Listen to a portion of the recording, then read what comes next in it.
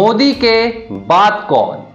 ये वो सवाल है जिसकी तलाश में फिलहाल राष्ट्रीय स्वयंसेवक संघ का पूरा कुनवा जुट चुका है। लेकिन इस तलाश में किसके नाम सामने आ रहे हैं और ये तलाश क्यों की जा रही है, पूरा मसला बताएंगे। खबर के आखिर तक जुड़े रहिएगा। नमस्कार, लिबरल टीवी देख रहे हैं आप, मैं हूं आर मोहन तिवारी।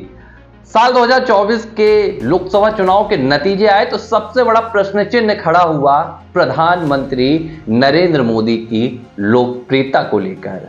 जिस लिहाज से परिणाम सामने आए, कवायद थी 400 पार की, लेकिन बमुश्किल भारतीय जनता पार्टी 240 का आंकड़ा भी पार नहीं कर पाई। ऐसे में जब विश्लेषण हुआ तो प्रधानमंत्री नरेंद्र मोदी की लोकप्रियता के सामने एक प्रश्न चिन्ह खड़ा हो गया कि दो चुनावों के बाद, 14 और 19 के बाद, क्या पीएम मोदी का जो एक व्यापक प्रभाव था, जो एक्सेप्टेंस थी देश भर में, वो अब सीमित हो गई है या पीएम मोदी की लोकप्रियता अब डगमगाने लगी है।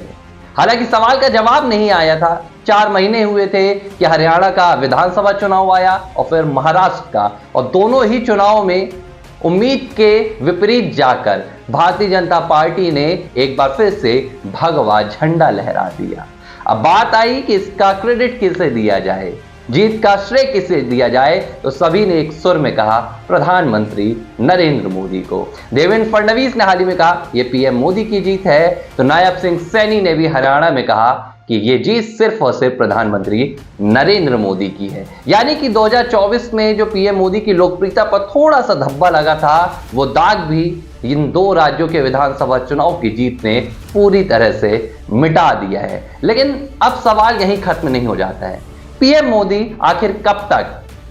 2014 से भाजपा को जीत दिला रहे हैं, 19 में भी जीत दिलाई, तमाम विधानसभा चुनावों में भाजपा ने पहली बार भी जीत हासिल की, अपने झंडे गड़ाए। लेकिन अब 2029 भी आने को है। 2024 के बाद अगले 5 साल बाद क्या एक बार फिर से प्रधानमंत्री नरेंद्र मोदी ही भाजपा के सबसे बड़े चेहरे होंगे?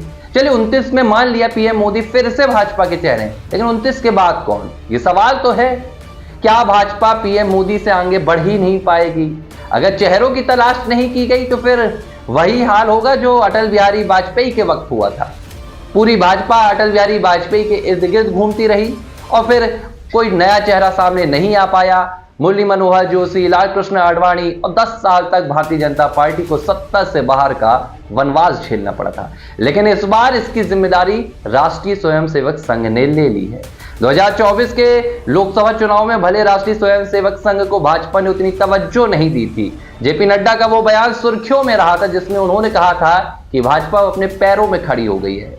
लेकिन 2 राज्यों के विधानसभा चुनाव, हरियाणा और महाराष्ट्र में राष्ट्रीय स्वयंसेवक संघ ने अपनी पूरी ताकत झोंक दी है।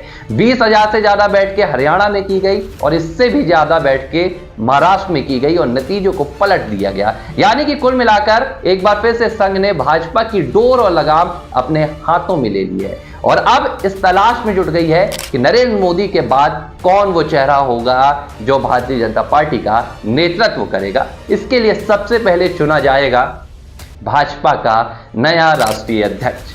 और इनमें किसके नाम सामने आ रहे हैं? इनमें जो नाम सामने आ रहे हैं उनमें भारतीय जनता पार्टी के दिग्गज नेता, फिलहाल मोदी सरकार में कृषि मंत्री शिवराज सिंह चौहान का नाम शामिल है।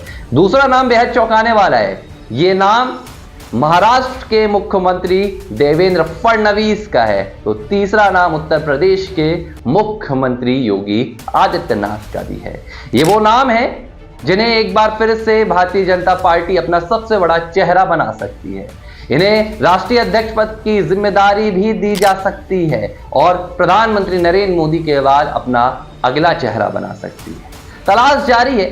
नितिन गडकरी जैसे नाम भी सामने आ रहे हैं, अमित शाह जैसे नाम भी सामने आ रहे हैं, लेकिन भाजपा को तलाश है, राष्ट्रीय स्वयंसेवक संघ को तलाश है एक ऐसे ही नाम की जो नरेंद्र मोदी जैसा कारगर साबित हो। हालांकि यहां पर प्रधानमंत्री नरेंद्र मोदी की कोई अवहेलना करने की कोशिश नहीं है, उनको नाराज करने की कोशिश नहीं है, लेकिन एक भविष्य के तौर पर राष्ट्रीय स्वयंसेवक संघ अभी से जुट गया है। ये नाम किसका होगा फिलहाल ये भविष्य बताएगा, लेकिन जिस लिहाज से राष्ट्रीय स्वयंसेवक संघ ने तैयारियां शुरू कर दी, इससे साफ है कि पीएम मोदी का कारवा ज्यादा लंबे समय तक भाजपा में अब नहीं ठहरेगा।